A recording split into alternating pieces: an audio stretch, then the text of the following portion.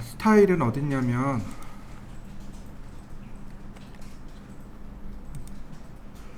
어디 여기 어넌테이트에 있습니다. 여기가 여기 홈탭 말고 어넌테이트에 보시면 요 부분이 문자고 그 오른쪽으로 가면 여기까지가 치수 기입입니다. 여기가 문자인데 보시면 멀티라인 텍스트, 싱글라인 텍스트가 있고요. 그 다음에 여기 텍스트 눌러보면 자, 이렇게 레이어도 여기 들어가 있고요. 그 다음에 여기 오른쪽으로 끝에 가면 여기 아이콘 하나 있죠. 아래로 내려간 화살표. 얘가 스타일입니다. 얘가 스타일이에요. 얘를 누르게 되면 글꼴 유형을 내가 만들어서 쓸 수 있게 됩니다.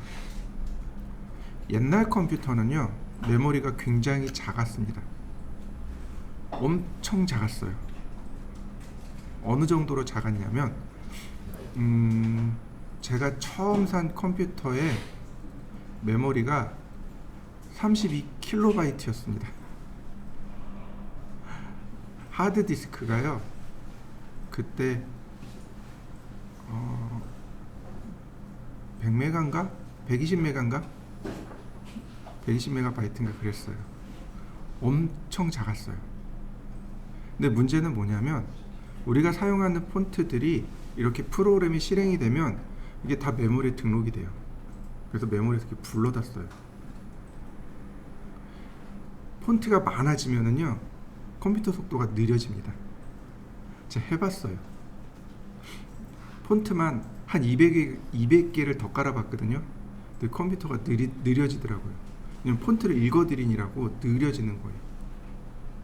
그래서 오토데스크는 어떻게 하냐면 여기 기존의 폰트를 딱 하나 찍어가지고 이렇게 불러옵니다. 근데 똑같은 이름으로 쓸 수가 없으니까 별도로 내가 이름을 다시 만들어요. 이렇게 해서 매핑해서 씁니다. 예를 들어서 제가 여기다가 하나 만들 겁니다. new. 그리고 이름을 HG라고 했습니다. 한글이요. 한글. 한에 H, 글에 G. 실제로 이렇게 많이 써요. 한글. 자, 오케이. 그러면 지금 만든 이 HG라는 스타일은 폰트를 굴림으로 이렇게 매핑을 하는 거죠. 링크를 거는 거죠. 그럼 나는 HG를 불러왔지만 HG는 누구랑 연결이 돼 있어요? 굴림이랑 연결돼 있잖아요. 그러니까 실제로는 누가 들어와요? 굴림이 들어오게 됩니다. 이해되셨나요? 그러니까 다이렉트로 못 불러다 썼어요. 메모리가 너무 작은 바람에. 자, 그래서 이렇게 씁니다. 자, 여러분들도 하나 만들어 보시죠. 좋습니다.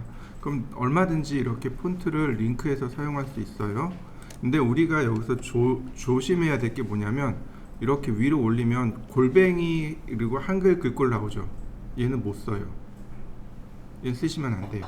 그러니까 못 쓰는 게 아니고 써도 되는데 글자가 이렇게 세로 쓰기가 됩니다. 이해되시나요?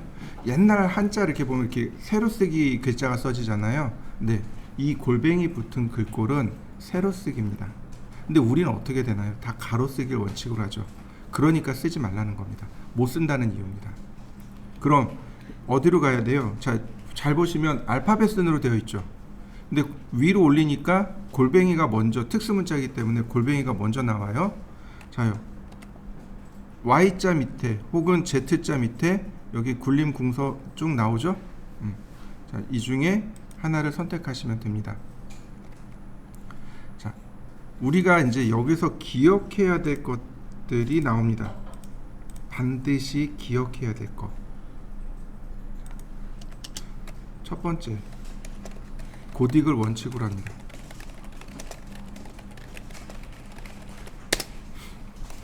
도면에 들어가 있는 글꼴은 전부 다 고딕입니다.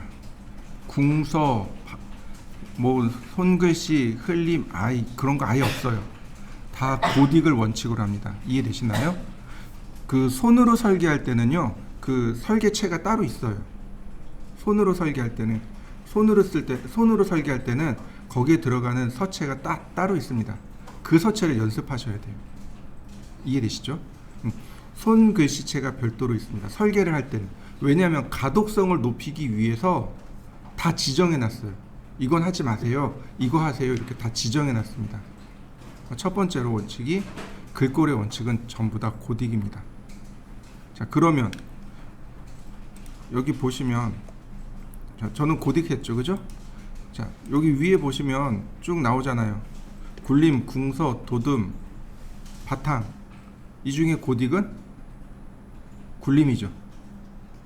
굴림하고 굴림체가 미세하게 달라요. 아주 미세하게 다릅니다. 비전문가의 눈에 보면 똑같아요. 근데 전문가의 눈에 보면 굴림과 굴림체는 아주 미세하게 다릅니다. 정말 아주 미세하게 달라요. 현미경으로 이렇게 봐야 보일 만큼 미세하게 달라요. 이 굴림 또는 굴림체가 고딕입니다. 저는 이제 이런 맑은 고딕이나 한컴 고딕이나 이런 서체를 잘 쓰니까 저는 이제 맑은 고딕을 쓴 거고. 자, 그다음 두 번째로 우리가 좀 조심하셔야 될 게, 자, 우리 지난번에 시험 봤을 때 로마체라 그러나요? 그런 거 쓰면 안 되고 아라비아 숫자를 원칙으로 한다라고 되어 있죠. 자, 그다음 두 번째, 특수 문자를 지원하는 글꼴을 쓰시면 좋습니다. 어떤 글꼴은요, 특수 문자가 지원이 안 돼요. 지금 아래 보시면 %C 그런 파이 기호가 나온다라고 되어 있죠. 그죠? 저게 특수 문자예요. 저거 지원 안 하는 글꼴이 있습니다. 혹한 가다가 하나씩 나와요. 자, 그 다음에 세 번째로 누구나 다 가지고 있는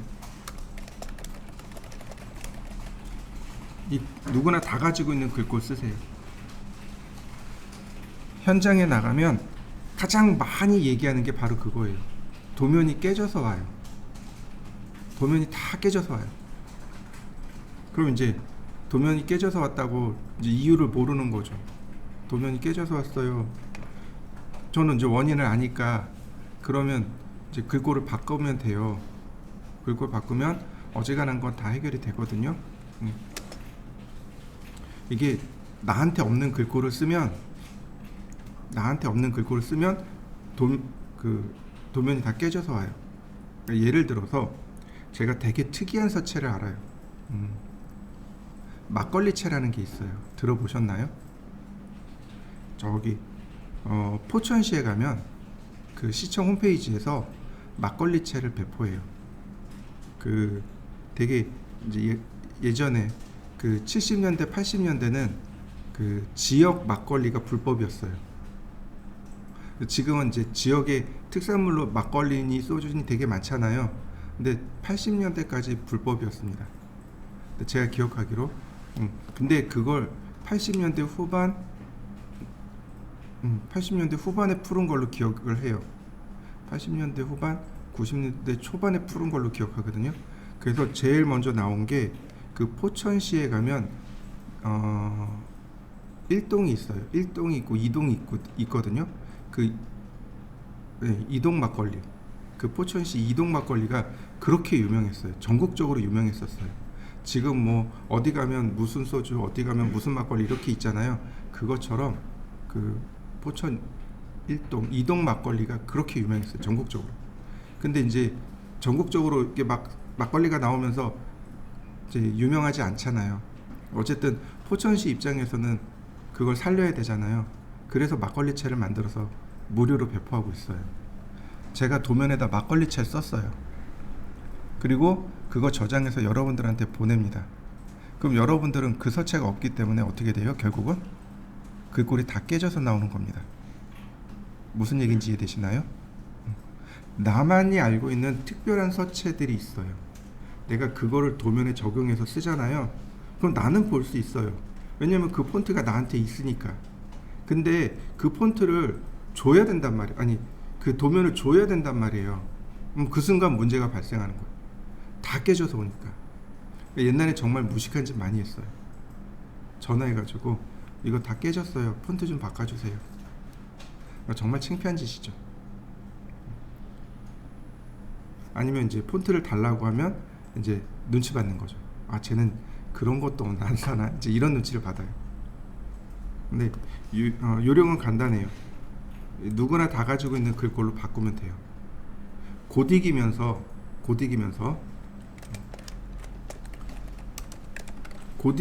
누구나 다 가지고 있는 서체 뭘까요? 고딕이면서 누구나 다 가지고 있는 서체가 하나 있어요. 그게 굴림이에요. 이해되시나요? 깨진 거 스타일에서 찾아가지고 굴림으로 바꾸면 90%는 해결이 돼요. 10%는 오토캐드 전용 서체를 썼기 때문에 안 되는 거예요. 그것도 해결하는 방법이 별도로 존재합니다. 그러니까 누구나 다 가지고 있는 글꼴. 글꼴이 깨졌어요. 그러면 이 스타일 명령을 실행한 다음에 보시면 이렇게 느낌표가 떠요. 그 에라난 서체가 폰트가 없는 스타일은 이렇게 느낌표가 떠요.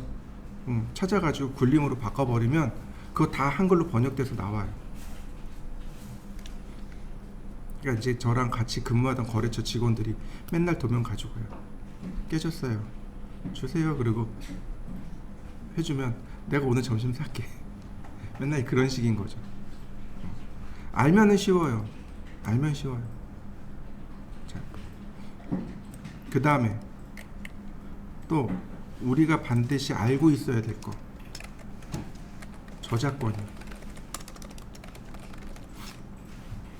저작권을 반드시 기억하셔야 돼요. 법무법인이라 그러죠. 법무법인에서 그 편지가 날라오죠. 그죠? 저작권 위반했다고 많이 들어보셨을 거예요. 대표적으로 많이 쓰는 게 이미지, 음악, 영상, 그 다음에 폰트입니다. 엄청 많이 날라요. 공문이 엄청 많이 날라와요. 폰트 썼다고, 우리 거 폰트 썼으니까 너 저작권 위반했어. 그러고 공문이 딱 날라옵니다.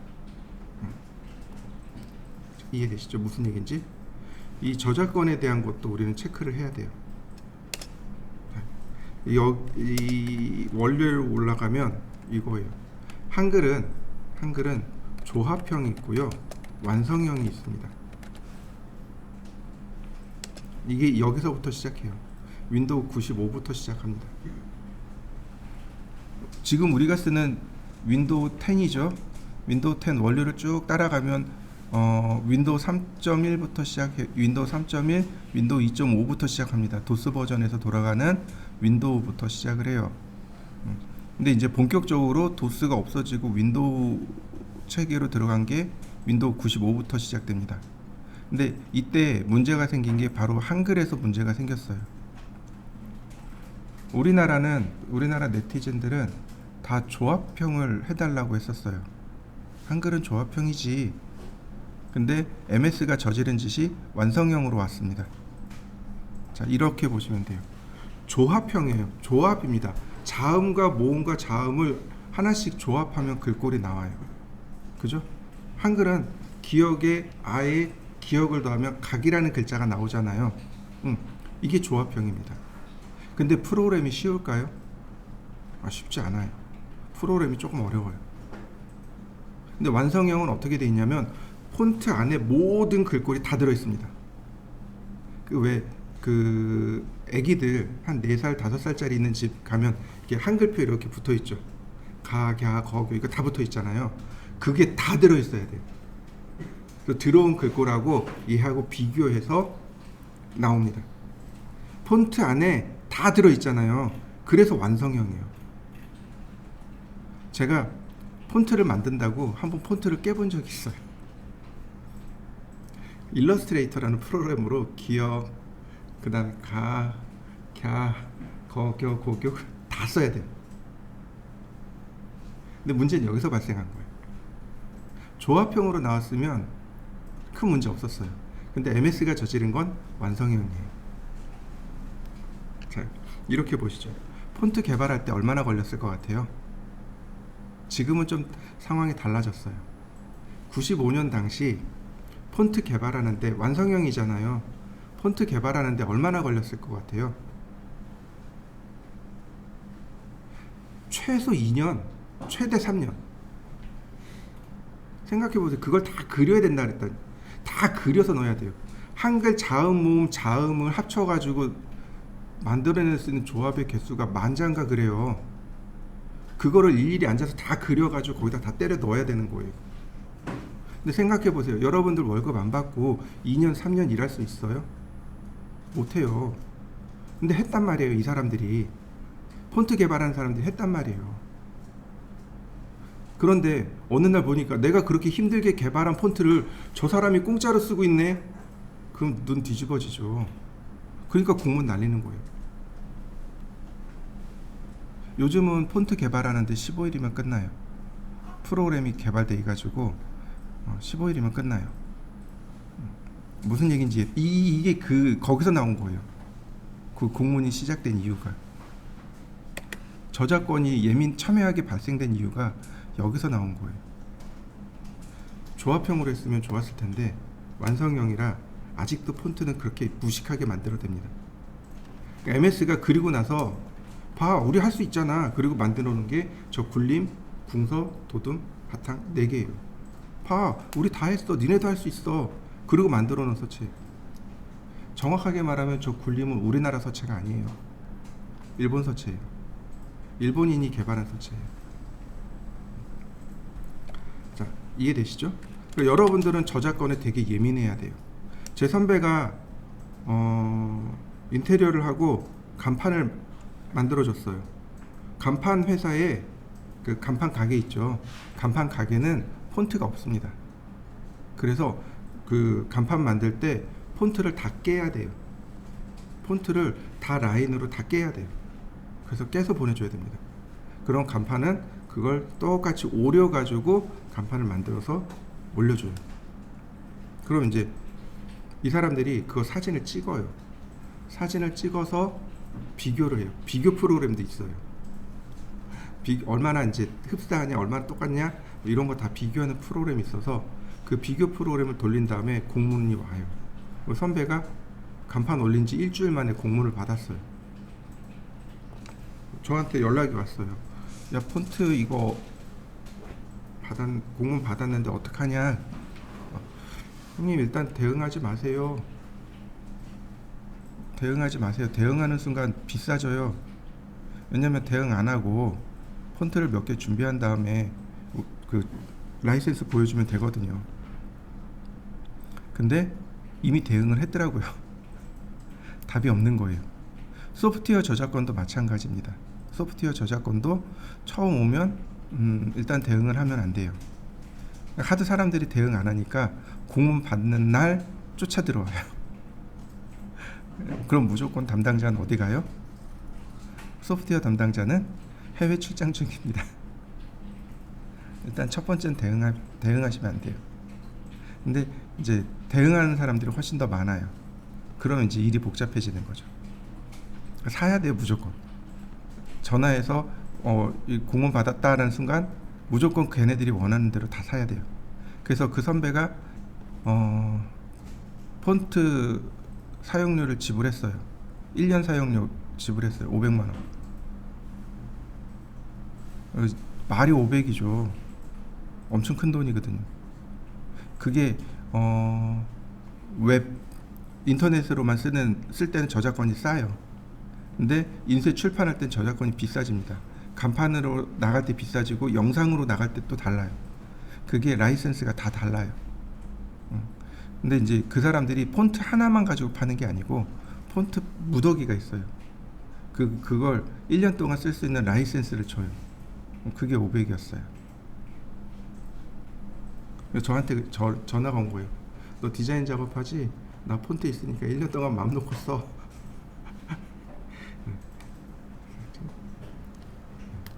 그랬습니다. 저작권이 그래요. 그래서 가급적이면 저작권 프리를 쓰시는 게 좋습니다. 어느 쪽이 저작권 프리예요? 네이버에 나눔 굴골 있죠. 네이버에 가면 나눔 굴골 있습니다. 나눔 굴골이 저작권 프리입니다. 그 다음에 그 구글에 가면 노토산스라고 있어요. 하고 노토산스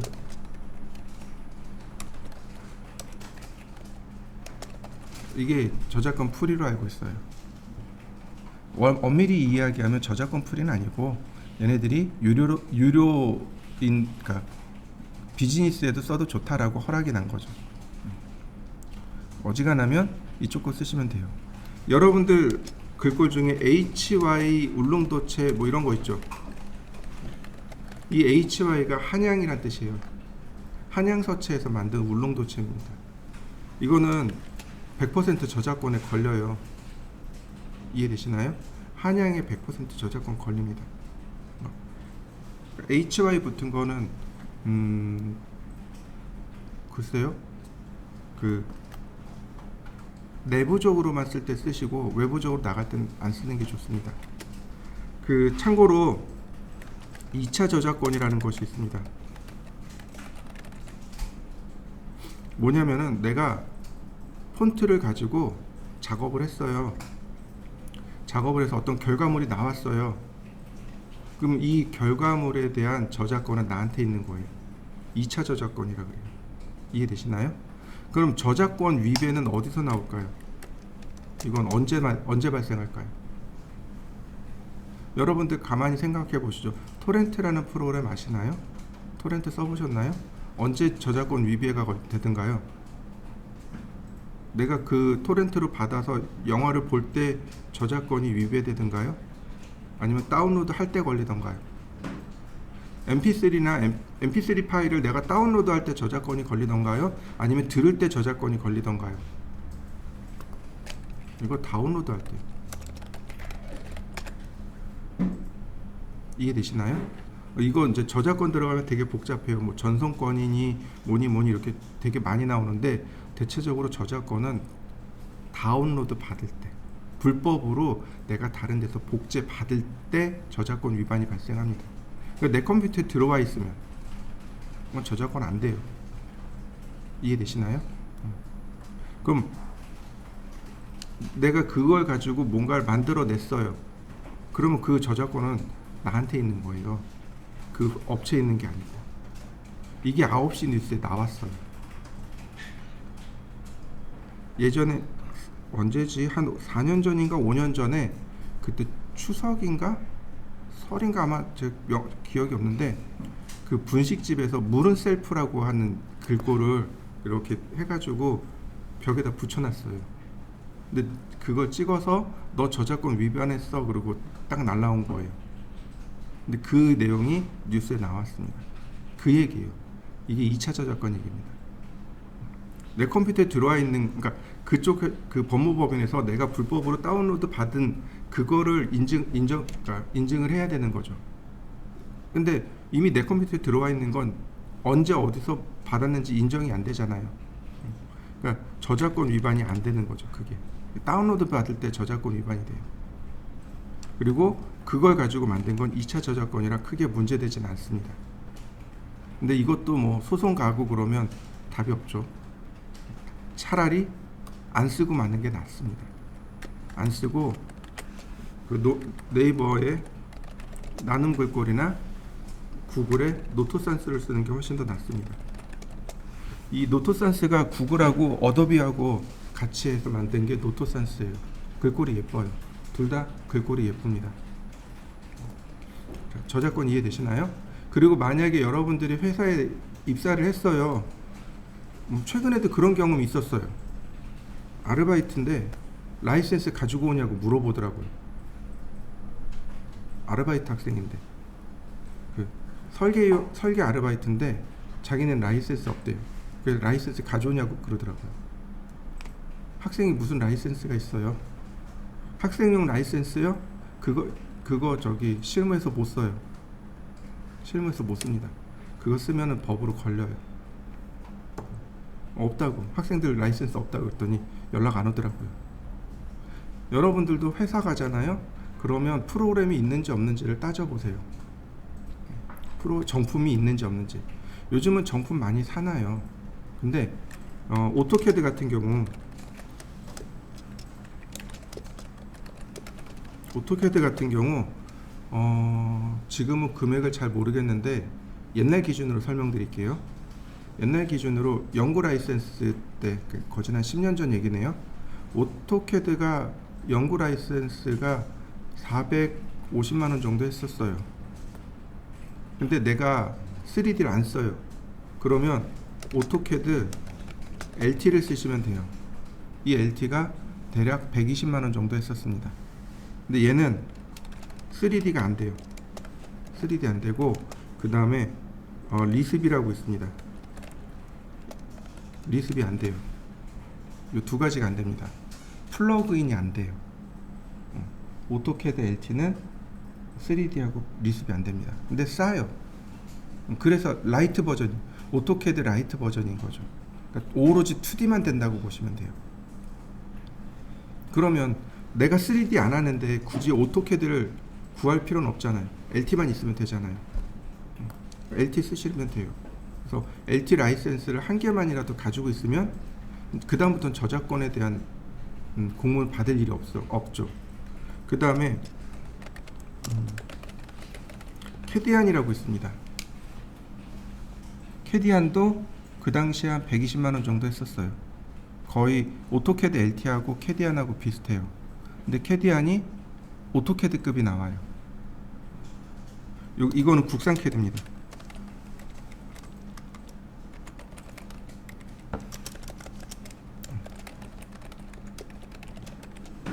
국산 캐드예요. 저작권이 날라왔어요. 그럼 라이센스를 우린 캐디안 씁니다. 그럼 방어가 되는 거죠. 최소 한 카피만 있어도 방어는 돼요. 이해되시나요? 잘 기억하고 계셨다가 나중에 문제가 생기면 이 얘기를 해주세요. 아니면 문제 생기기 전에 미리 얘기를 하세요. 우리 라이센스 없다 그러면 최소 LT나 캐디안 정도 한 카피만 보유하고 있어도 나중에 저작권 방어는 할 수 있으니까 요거만 하시면 될 것 같습니다. 요즘은 이제 그 오토캐드는 서브스크립이라고 합니다. 얘네는 서브스크립이라고 하거든요. 근데 이거 우리나라 말로 하면 구독이란 뜻이에요. 그 LG생활전자인가 그거 구독하라 그러잖아요. 그 가전제품 구독하라고. 그러면 새로운 제품 나오면 새로운 제품 주고 기존 거 자기네들이 가져가잖아요. 그게 서브스크립입니다.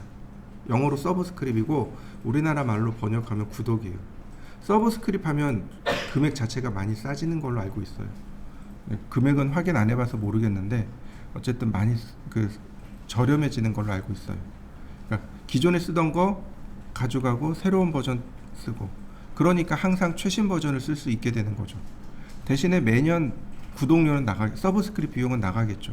그러니까 구독료는 나가겠죠, 그죠? 그래서 이 얘기를 해주면 돼요. 그래서 이렇게 운영하시면 최소 한 카피만이라도 이렇게 운영하신다면 크게 문제되지는 않을 것 같습니다. 그러니까 저작권에 대해서 방어는 할 수 있을 것 같습니다라고 그리고 얘기하시면 돼요. 우리가 라이센스가 하나씩 있는데 와서 니네 오토캐드 써니 캐디안 써니 말은 못 하잖아요. 우리 캐디안 써요. 그리고 라이센스 보여주면 뭐 답이 없죠. 그거는 여기는 캐디안 유저구나 그러고 포기할 수밖에 없는 거죠. 그러니까 최소한 저작권 방어할 수 있도록 그렇게 하시면 돼요. 1년에 한두 차례는 꼭 전화 받아요. 이 전화 받아요. 저는 뭐라 그러지? 1차 벤더를 알고 있거든요. 오토캐드 1차 벤더가 있어요. 그분이 저랑 과장부터 시작해서 과장, 차장, 부장까지 아직 같이 거기 근무하고 있거든요. 그래서 전화해서 이제 부장이니까 부장님 어느 회사에 연락하시면 담당자 누군데 상담 좀 해주시고 프로그램 좀 넣어주세요. 그러면 이제 거기서 방어를 다 해줘요. 이런 거죠. A가 있어요. 공문이 날라왔네요. 그러면 이제 그 1차 벤더한테 연락을 해요. 그럼 여기도 법무법인이 있단 말이에요. 여기서 이제 여기서 이제 프로그램 납품하고 법무법인에서 저쪽 법무법인으로 연락이 가는 거죠. 우리 유저야, 우리 회사, 우리 거래처야, 건들지 마. 이제 이렇게 되는 거죠. 이런 식으로. 그러니까 법무법인끼리 싸우게 되는 거죠. 그래서 저는 주로 이제 저작권 문제, 공문 날라오면 다 그렇게 처리해요. 어쨌든 말이 너무 길어졌는데 여러분들이 반드시 기억하셔야 될 건 저작권입니다. 고딕 쓰셔야 돼요. 특수문자 지원해야 돼요. 굴림체가 그렇습니다. 자, 이해되시나요? 자, 아까 제가 얘기했죠. 폰트 개발하는데 2년에서 3년 걸린다고. 그러니까 특수문자를 빼버리는 거예요. 너무 힘드니까. 야, 이거 특수문자 빼고 가자. 그래서 특수문자가 지원 안 되는 초창기 글꼴 중에 특수문자가 지원이 안 되는 것들이 있어요. 자, 이해되셨나요? 그래서 고딕, 그러니까 이거는 아예 딱 못 박혀 있는 거니까 이건 기억하시면 돼요. 고딕 써야 됩니다. 특수문자 지원, 이건 제 경험이에요. 이것도 제 경험입니다. 요거만 잘 기억해 두시면 돼요. 그러면 스타일 보시면 이제 여기에 이제 맑은 고딕 전 썼고요. 그 다음에 그 오른쪽으로 가면 폰트 스타일이 있네요. 여기는 지금 레귤러하고 볼드만 있죠. 근데 씬도 있고 뭐 그 다음에 뭐 여러 가지가 있죠. 이건 냅두시면 되겠고. 자, 그 다음에 여기 보시면 요렇게 time.shx timeout.shx 요런 파일 있죠. 요 shx로 나오는 요 파일들 뭐뭐뭐.shx로 나오는 파일들은 오토캐드 전용 글꼴 전용 서체입니다. 이걸 뭐라고 하냐면 빅폰트라고 해요. 이거 빅폰트라고 합니다.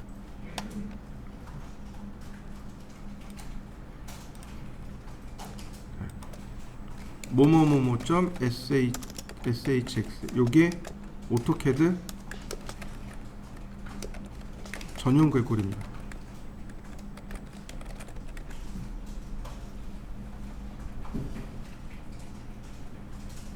얘를 또 다른 말로 빅폰트라고 합니다.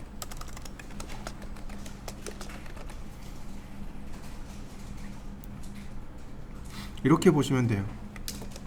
영어 한 글자. 이게 1바이트입니다. 한글 한 글자. 이게 2바이트인가 그래요. 저도 이제 여기 기억이 없어요. 근데 오토캐드 전용 글꼴이 2바이트인가 3바이트인가 그래요. 그러니까 정상적인 1바이트보다 얘가 어때요? 더 크죠? 그래서 빅폰트라고 합니다. 글자가 커서 빅폰트가 아니고 차지하는 바이트 수, 메모리 수가 더 크니까 빅폰트라고 하는 겁니다. 여기에 빅폰트를 체크해 버리면 여기에 빅폰트들이 이렇게 나옵니다. 이 중에 WH라고 써 있는 것들 있죠. 이 WH로 써 있는 것들이 한글이 지원되는 글꼴입니다. 오토캐드 전용 서체들 중에 WH로 시작하는 요 글꼴 4개가 있어요. 얘가 한글이 지원됩니다. 제가 아까 10% 해결이 안 된다 그랬잖아요. 그 10%가 이걸로 해결이 돼요. 뭐뭐뭐뭐.shx 중 빅폰트 체크하시고 WH로 시작하는 글꼴 선택하시면 나머지 10%가 해결이 됩니다. 그럼에도 해결이 안 되는 것들이 하나 있어요. 그건 답이 없는 것들. 진짜 전화해가지고 이거 도대체 뭐예요? 라고 물어보는 수밖에 없는 것들이 하나씩 있습니다.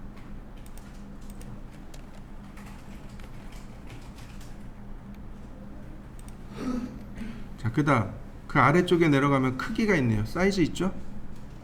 이 사이즈는 쓰시면 안 돼요. 이 사이즈는 쓰시면 안 됩니다. 왜요? 텍스트나 m텍스트에서 우리가 글자의 크기를 지정해서 씁니다.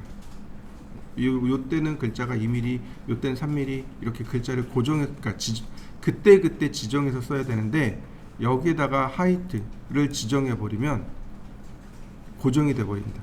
모든 그러니까 글자를 쓸 때 텍스트나 m텍스트를 쓸 때 글자 자체가 여기 있는 글자로 고정이 돼요. 그래서 쓰시면 안 돼요. 자, 그 다음 이펙트. 자, 누르니까 업사이드 다운 위아래로 뒤집어진 거 보이시죠? 그 다음 백워드 좌우로 뒤집어진 거 보이시죠? 그 다음 위드 팩터 장평입니다. 장평이 뭐죠? 글자 폭이요. 가로 대 세로의 비율, 아니 가로 대 세로의 비율이죠. 그 중에 가로 비율을 조절하는 겁니다. 1보다 작습니다. 그러면 줄어드는 거 보이시죠? 1보다 큽니다.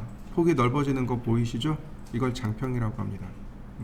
장평이에요. 장평 잘 안 바꿔요. 그 다음 오빌크. 이 오빌크라는 단어가 나중에 또 나올 겁니다. 기울기란 뜻이에요. 15도. 그 글자 15도 기울어진 거 보이시나요? 이탈릭체가 15도 기울어져 있죠.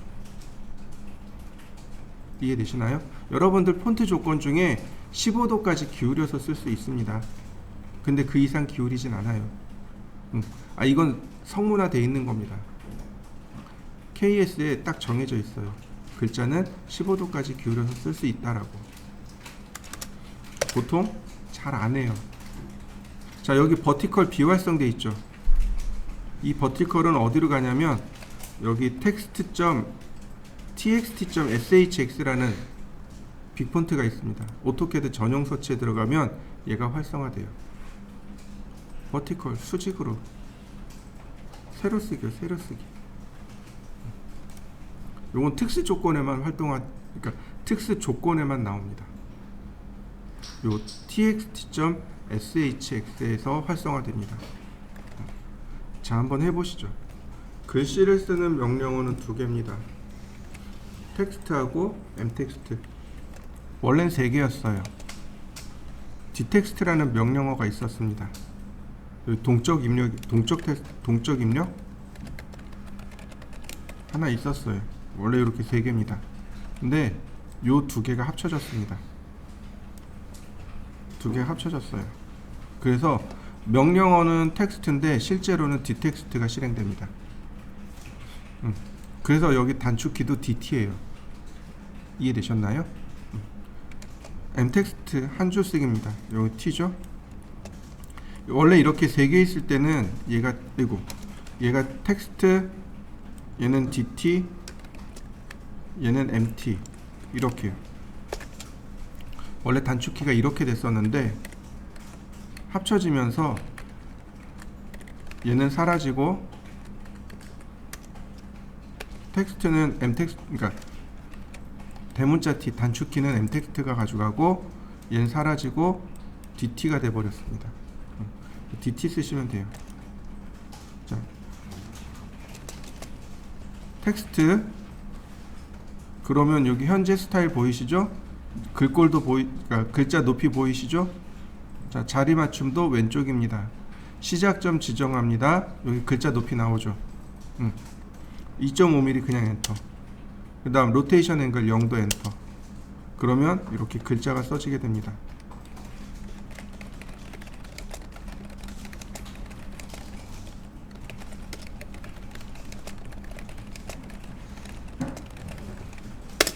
자, 엔터, 엔터. 엔터 2번 하면 끝납니다. 다시 한번 보겠습니다. 텍스트, 시작점, 그 다음에 글꼴의 높이 5mm.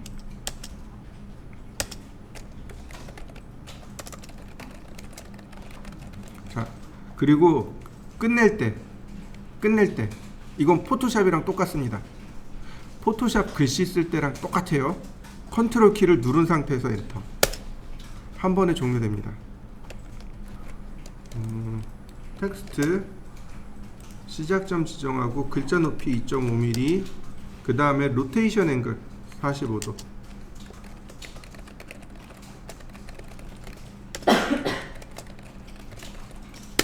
자, 글자가 45도 기울어져 있죠?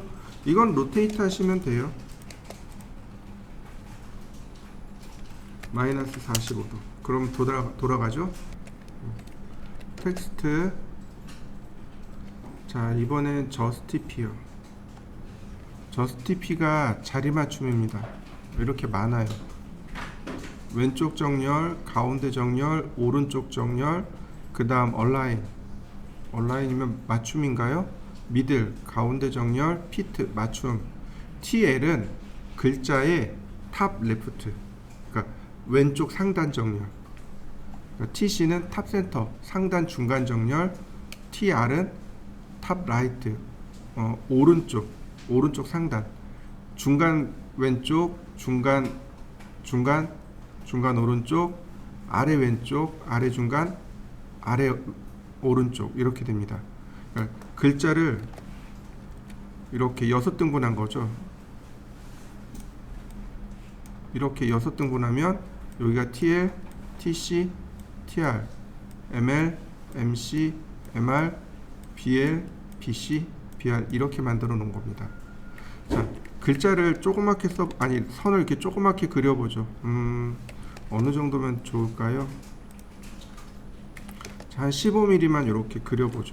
15mm짜리 선을 하나, 둘, 셋. 제가 이렇게 그렸습니다. 자, 한번 그려보시죠. 자, 텍스트 justify left 왼쪽 정렬이죠. 그러니까 일반적인 왼쪽 정렬이 됩니다. A 이거 저런 다시 2.5 0도 A, B, G, H 여기까지만 쓰시면 돼요. 왼쪽으로 정렬된 거 보이시죠? 자, 다시 한번 볼까요? 텍스트 A, B, G, H 엔터 A, B, C, D, E, F, G A, B, C 다 왼쪽으로 정렬된 거 보이시죠? 이 싱글라인 텍스트는 글자를 쓰고 나면 이렇게 분해됩니다. 한 줄만 남는 거죠. 쓸 때는 여러 줄이 써지지만 결국은 종료하게 되면 이렇게 한 줄로 분해가 됩니다. 이런 식으로. 자, 한번 써보시죠. 텍스트 justify 이번엔 센터. 자, 미드 포인트 중간점으로 잡고 똑같이 A, B, G, H, A, B, C, D, E, F, G, A, B, C 가운데로 정렬된 거 보이시죠? 다시 한번 봅니다. 라이트 오른쪽 정렬입니다. 오른쪽으로 놓고 똑같이 A, B, G, H, A, B, C, D, E, F, A, B, C 오른쪽으로 글씨가 정렬된 거 보이시죠? 한번 해보시죠.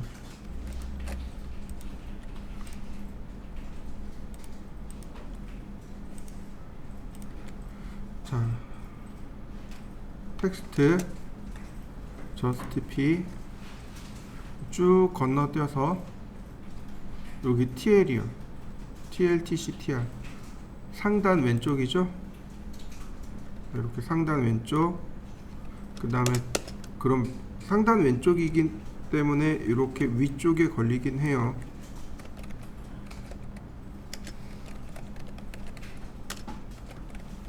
그럼 결국 왼쪽 정렬이 되는 거고, 자, TC, 자, 이건 미드 포인트죠.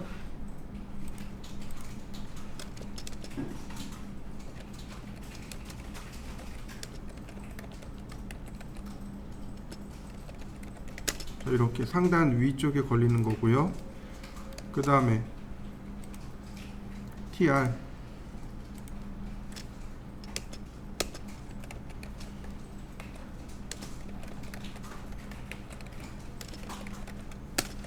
이렇게 상단 오른쪽을 기준으로 해서 오른쪽 정렬이 들어갑니다. 자, 한번 해보시죠. 자, 그 다음이요. 텍스트 justify 이번엔 middle left요. middle left 2.5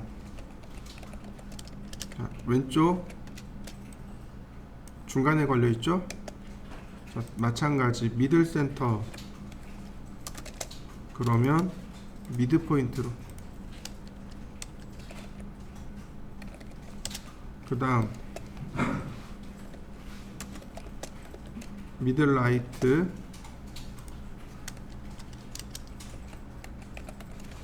자, 그 다음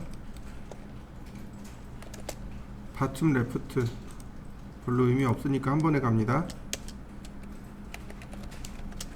그 다음 바텀 센터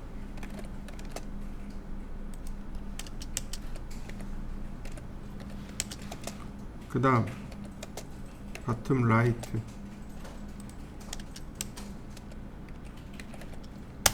자, 하나씩 해보시죠. 텍스트를 이거 텍스트를 보시면 여기에 미들이 있잖아요. 여기에 미들 센터, 미들 레프트, 미들 라이트, 즉 미들 센터하고 미들의 위치가 똑같은 게 아니고, 이해되시나요? 미들 레프트, 미들 센터는 베이스 라인과 탑 라인의 중간에 있는 게 미들이고, 여기 나와 있는 이 미들은 바툼 라인과 탑 라인 사이의 중간이 미들이고, 이해되셨나요? 그래서 이 ABGH가 중요하다는 이유가 바로 이걸 확인하기 위해서. 여기 보시면 이렇게요. 여기서부터 여기까지 중간이잖아요. 근데 바툼은 어디 걸려 있나요? 맨 아래 걸려 있는 거 보이시나요? 이거 확인하기 위해서 이 G자를 쓰는 겁니다. 이 G자를 쓴 이유가 그거예요. 자, 그러면 제가 이렇게 해보죠. 옵셋 8mm. 이거 너무 크다. 다시 X라인 0도 90도 옵셋 8mm. 자, 텍스트 트림 옵셋 20mm 30mm 트림으로 제가 잘랐습니다. 이렇게 표를 하나 그려 보시죠. 여기다 글씨를 쓰고 싶어요. 여기는 가운데 정렬이고 여기는 왼쪽 정렬입니다. 자, 그러면 자, 텍스트를 보시면 우리가 쓸 수 있는 게 몇 가지 있는데, 그 중에 여기 얼라인 있죠. 이 얼라인하고 피트하고 미들 요 세 가지를 쓸 수 있습니다. 근데 얼라인과 피트는 이렇게 씁니다. 얼라인은 글자의 폭을 지정합니다. 문장의 폭을 지정하는 거예요. 그럼 뭐가 자동으로 바뀌냐면 글자의 높이가 자동으로 바뀝니다.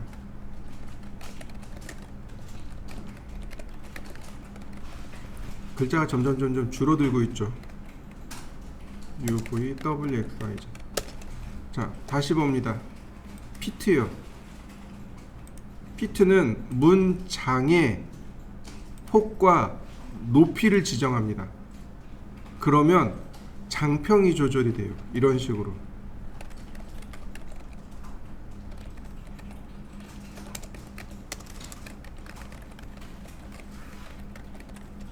이렇게요. 자, 이해되시나요? 그에 비해서 미들은 조금 달라요. 자, 대각선으로 선을 그려놔야 요 미들점이 미들 포인트가 되겠죠. 텍스트 미들. 자, 미드 포인트. 이거 너무 크다. 글자가 왜 이렇게 크냐. 자,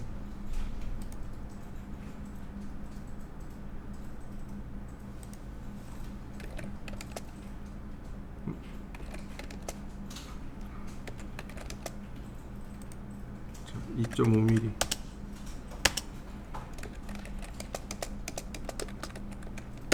가운데다 써진 거 보이시나요? 이거 눌러보면 그립의 위치로 체크할 수 있습니다. 그러니까 레프트 점 하나하고 그 다음에 내가 지정한 저스티파이 위치하고 이렇게 두 개 나와요. 이런 경우는 이렇게 대각선을 그려야 된단 말이죠. 텍스트. 자, 지금 미들로 되어 있으니까 자, 미드 포인트.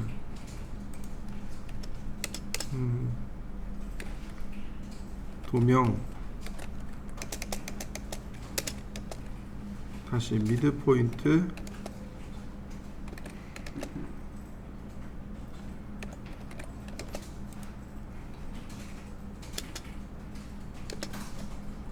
그 다음에 설계. 자, 이런 식이 되겠군요. 그 다음 옵셋 2mm. 그 다음 4mm. 자, 필렛 처리하시. 여기 트림으로 조금 끊어볼까요? 이렇게 필렛 처리하면 위치가 나오죠. 텍스트 미들 레프트. 설계.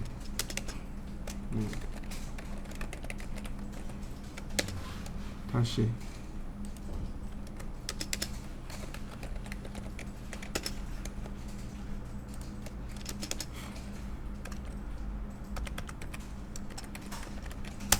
자, 나머지는 삭제하면 되는 거죠.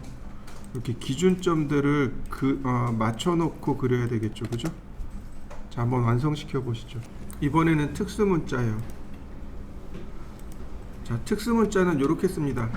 %%C라고 쓰면 이렇게 나와요. %%D는 얘가 나옵니다.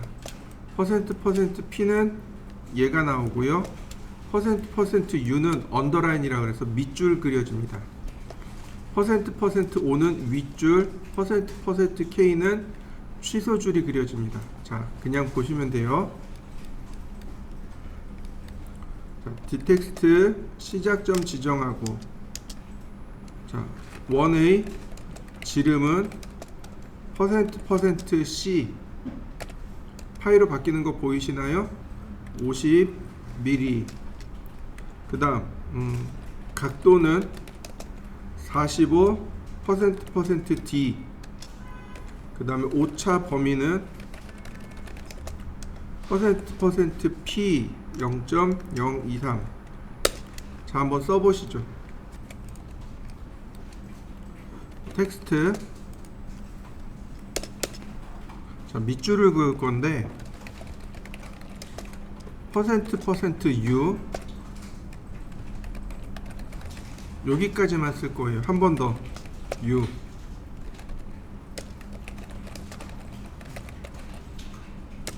자,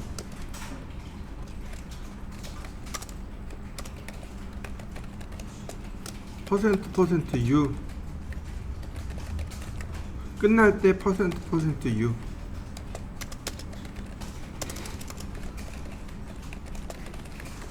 자, 이해되시나요? 밑줄 그려진 거 보이시죠? 이번엔 오버라인입니다. 윗줄. 텍스트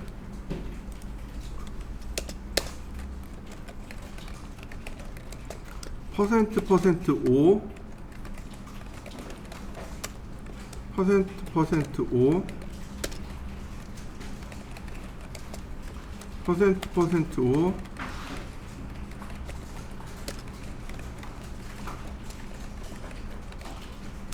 %O.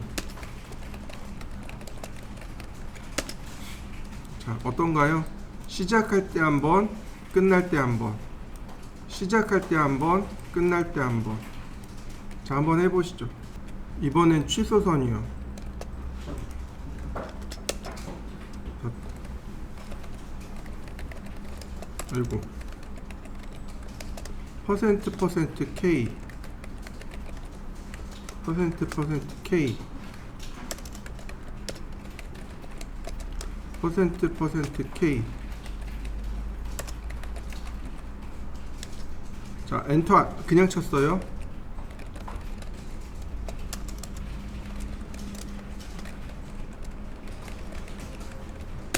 자, 한번 해보시죠. 자, 그에 비해서 m텍스트는 여러 줄 쓰기입니다. 자, m텍스트는 클릭한다고 해서 되는 게 아니고 이렇게 영역을 지정해 줍니다. 그럼 이 영역 안에서 글자가 쓰여지게 됩니다. 특히 여기 이렇게 줄자가 나오고 내용이 싹 바뀌게 돼요. 이렇게 내용 바뀐 거 보이시죠? 여기다 내가 글자를 씁니다.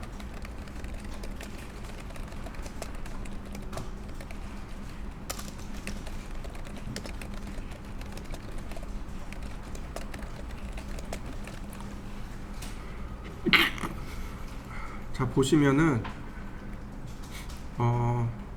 블록을 지정하고 글자를 여기서 조절하는데 여기 보시면 글자가 몇 개 없죠. 이거 내가 쓴 것들이에요. 잘 생각해 보시죠. 우리가 써야 되는 글자의 높이가 몇 mm일까요? 글자의 크기. 도면에 쓰이는 글자의 높이는 작은 글자가 있습니다. 본문 글자. 그 다음에 큰 글자가 있습니다. 이거 제목 글자예요. 요 사이에 중간 글자 하나 더 넣으시면 돼요. 중간이 하나 더 있어요. 보통 작은 글자가 1.5mm에서 3mm 사이입니다. 1.5mm에서 3mm 사이라고만 돼 있어요.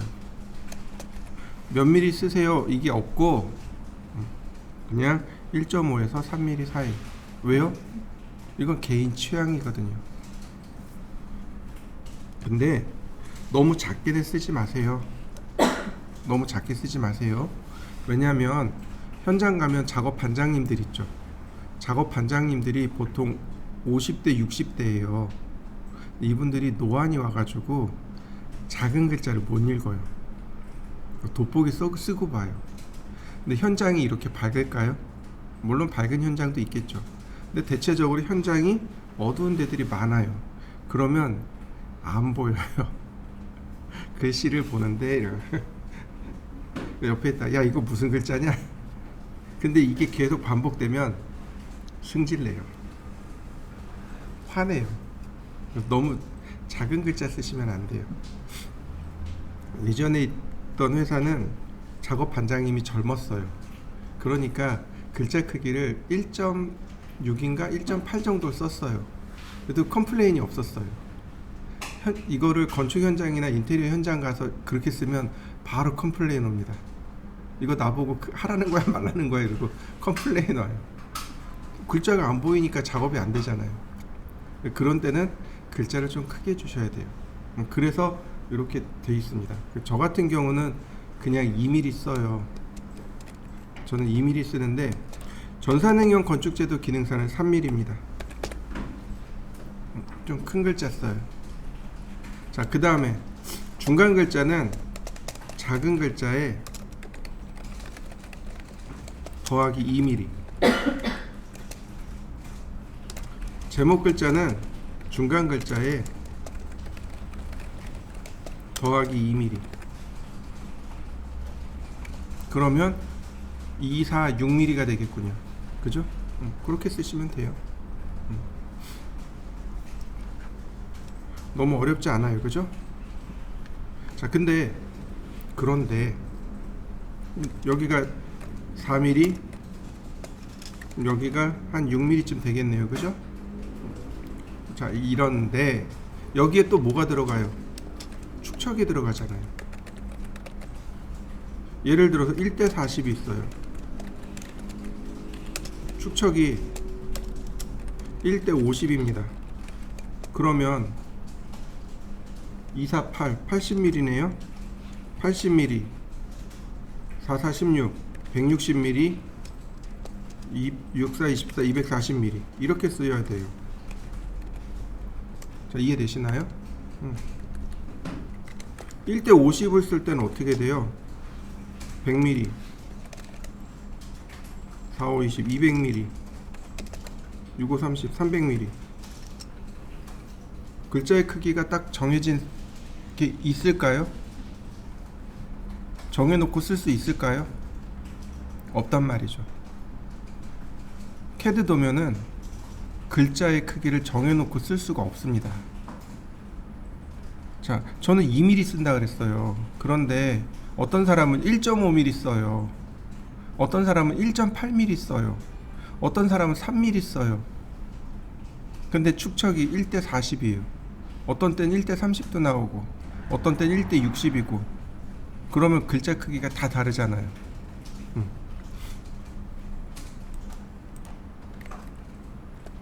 여기가 내가 쓴 것들만 나와요.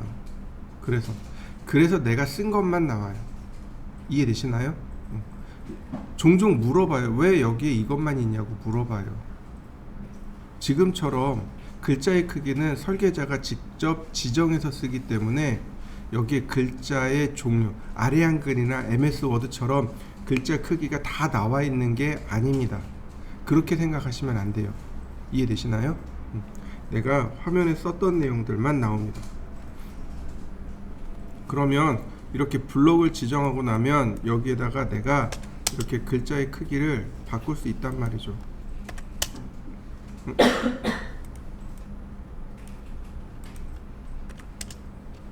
바꿀 수 있나요? 전체 블록으로 지정한 다음 글자의 크기를 내가 바꿀 수 있어요.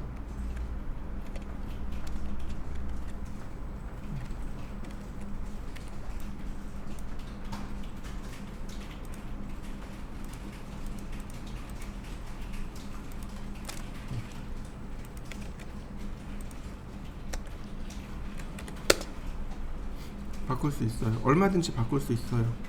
또 선택하고 여기 보시면 스탠다드로 바꿀 수도 있고, 이렇게 스탠다드로 바꿀 수도 있고, 또는 HG로도 바꿀 수 있고, 얼마든지 여기서 바꿀 수도 있고, 그 다음에 여기서 지정해 줄 수 있어요. 이런 식으로 글자를 여기서 지정할 수 있습니다. 다시 말하면 mText는 메모리가 커진 뒤에 나온 명령어입니다. 메모리가 커진 뒤에 문자를, 그러니까 폰트를 직접 불러다 쓸 수 있을 때 그때 나온 명령어라고 보시면 돼요. 저스티피케이션이요? 네, 여기 다 있습니다. 위쪽 중간, 중간, 네, 이런 식으로 다 얼마든지 위치를 맞출 수 있습니다. 색상도 여기 있네요. 레이아웃도 있고, 뭐 언더라인, 뭐 굵게, 가늘게, 취소선 여기 다 있어요. 여러분들이 알고 있던 그 내용들 여기 다 있고, 심지어 특수 문자는 어디냐면 여기 심볼에 보시면 이게 다 특수 문자들입니다. 뭐 각도, 플러스 마이너스, 자, 다이아메타, almost equal, 거의, 대부분, 뭐 이런 식으로 다 있습니다. 하나씩 눌러보시면 되겠고, 맨 마지막에 클로즈 텍스트를 쓰거나 컨트롤 엔터를 누르시면 됩니다. 자, 똑같이 여기다가 표를 그릴 건데요.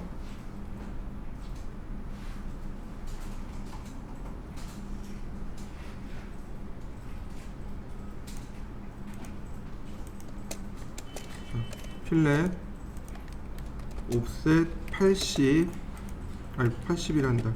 옵셋 8mm, 옵셋 20, 30. 자, 트림으로 잘랐습니다. 자, 이렇게 그려보시죠. mText 영역 지정하고, 자, 그 다음에는 저스티피케이션을 미들 센터로 놓고,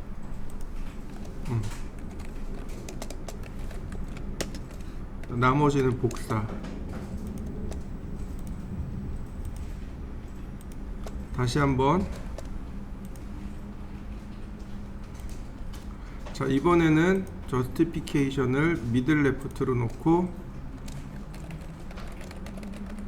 썼는데 어떤가요? 너무 바짝 붙어 있죠. 이 위에 탭 표시 있는 거 보이시나요?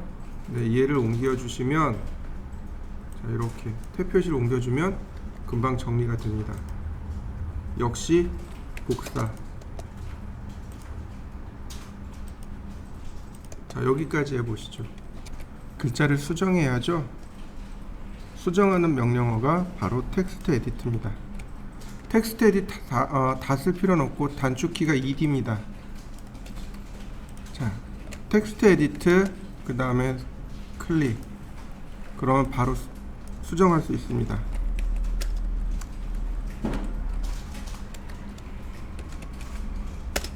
수정된 거 보이시죠? 그런데 수정하는 방법이 하나 또 있습니다. 그게 뭐냐면요, 더블 클릭이요. 선택하고 더블 클릭해 보세요. 그럼 바로 수정 들어갑니다.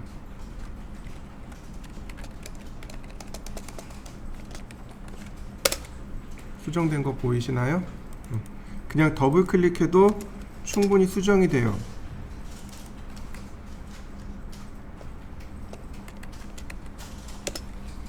얘만 그런 게 아니고, 이거 일반 텍스트잖아요. 싱글라인 텍스트인데, 자, 더블 클릭 그러면 수정이 됩니다.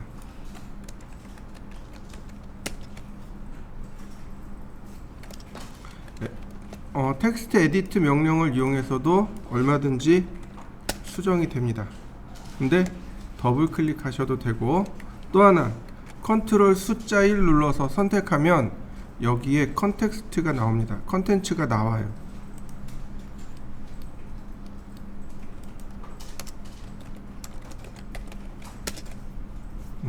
글꼴 모양, 자리 맞춤, 글자 높이까지 다 수정해 줄 수 있습니다. 자, 그 다음에 옆으로 옮겨서 눌러볼까요?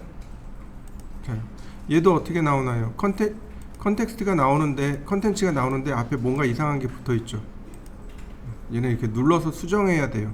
수정해서 들어오고, 여기 스타일이라든지 똑같이 여기서 조절할 수 있습니다. 자, 한번 해보시죠. 자, 서클, 아이고, 반지름 5mm, 라인, 이 라인은 적당히 100mm, 너무 길구나. 50mm. 그 다음 여기서부터 여기까지 중간이면서 문자 높이가 3.5mm네요. 그죠? 자, 일단 여기도 하나 그리고, 자, 여기까지 그려보시죠. 방법이 두 가지가 있어요. 하나는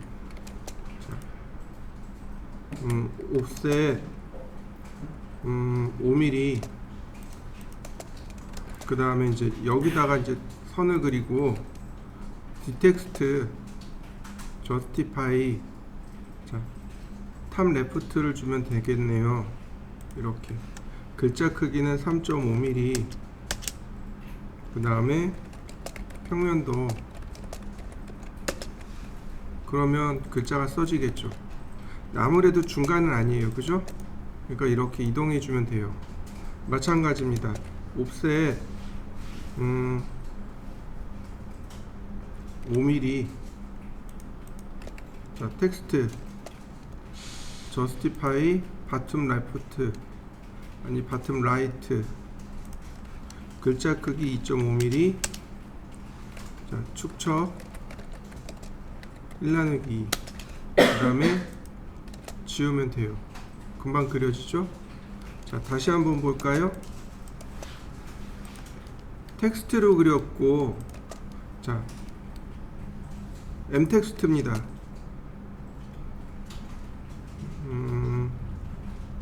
자, 쿼드란트에서 여기 끝점이군요. 여기까지. 그 다음에 탑 센터,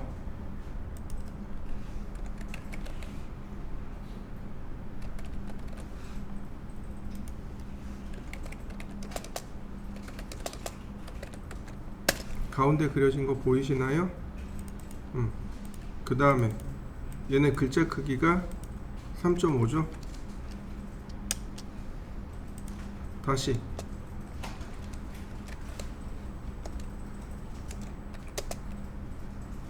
이번엔 상관없어요. 이번엔 바텀 라이트, 축척 1나누기 2, 2.5mm.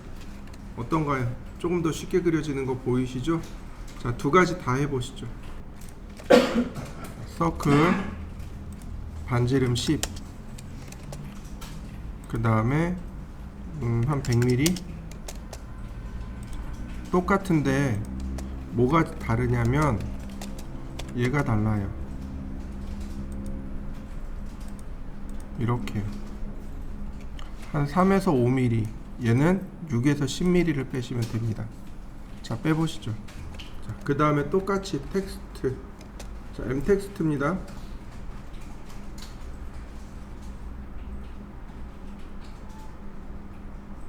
찾아졌고, 자, 여기도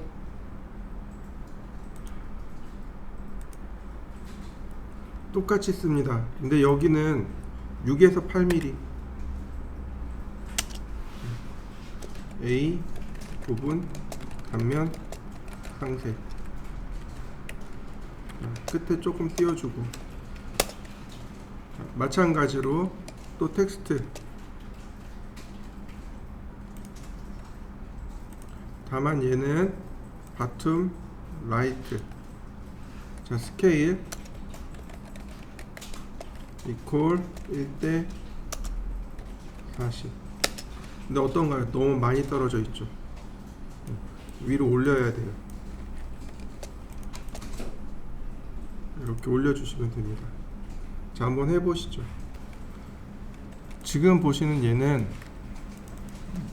멀티라인입니다. 아니, 멀티라인이래. M텍스트죠. M텍스트를 분해합니다. 그러면 싱글라인 텍스트로 바뀌어요. 자, 명령어 중에 여기 있네요. M텍스트 to, 아니 텍스트 to M텍스트. 한 줄 문자를 여러 줄 문자로. 자, 지금 한 줄 문자죠. 텍스트 to M텍스트 두 개 선택하고 엔터. 그러면 M텍스트로 바뀐 거 보이시나요? 다만 엔터를 한번 해줘야 돼요. 자, 한번 해보시죠. 놓고 그리죠. 보통 요런 경우 여기에 이렇게 이름 들어가죠. 실명이 들어가죠. 실명이 들어가고 이렇게 네모난 테두리를 그리게 됩니다. 이런 경우 이렇게 쓰시면 돼요. 자, 예를 들어서 텍스트 저스티피케이션 미드. 자, 클릭한 다음 뭐 예를 들어서 안방이라고 썼어요. 이렇게 사각형을 이렇게 그려놔야 되겠죠, 그죠? 자, 이동할 때 보시면, 아니 오스냅을 보시면 여기 지오메트릭 센터라는 걸 설명한 적이 있습니다. 기억나시죠? 그 다음에 또 하나가 뭐냐면 인설트입니다. 여기 인설션이라고 되어 있죠. 오스냅 인설션이라는 오스냅이 있습니다. 삽입점이라는 오스냅이에요. 삽입점이요. 인설트 또는 인설션.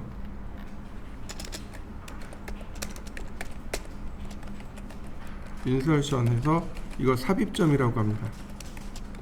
오스냅 중에 INS. 그러면 예를 들어서 여기 가운데 그립 있죠. 얘가 삽입점입니다. 이걸 찾아줘요. 이동하기 선택하고 엔터. 인설션 인터섹트 인설트 여기 있네요.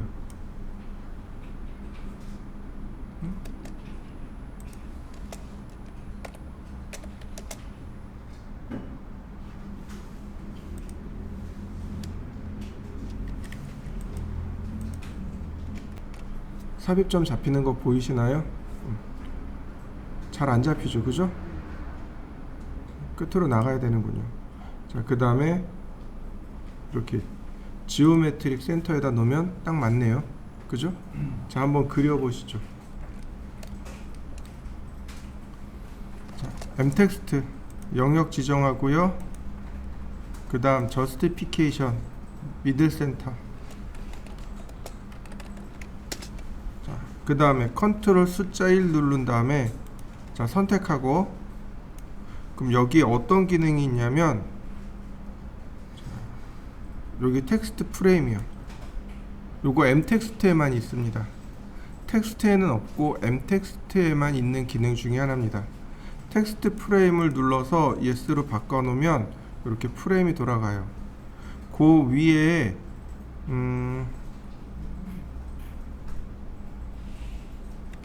여기 보시면 그립 있죠. 이 그립을 클릭해서 움직여 보세요. 그러면 더 넓어진 거 보이시나요? 자, 한번 해보시죠. 다시 볼까요? 선택하고 나면 요 위에 컬럼이라고 해서 다이나믹으로 되어 있죠. 자, 눌러봤자 값이 안 바뀌어요. 오른편에 대화 상자가 있습니다. 얘를 눌러주시면 이렇게 대화 상자가 나오는데 여기 매뉴얼 하이트로 되어 있죠. 오토 하이트로 놓으시면 돼요. 오토 하이트로 놓고 OK. 그러면 그 위에 define height라고 되어 있습니다. 높이 정의하기예요. 높이 바뀌는 거 보이시나요? 자, 한번 해보시죠.